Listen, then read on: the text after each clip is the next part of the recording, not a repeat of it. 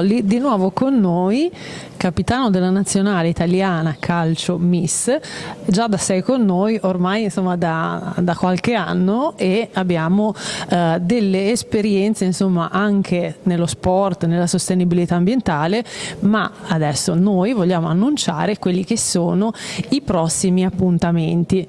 Quindi imparando veleggiando, l'appuntamento del 26 aprile, e avremo anche una data il 3 maggio, appuntamento nel quale abbiamo i ragazzini dei centri velici e le scuole che parteciperanno a quella che è una giornata intensa, perché faremo pulizia della spiaggia.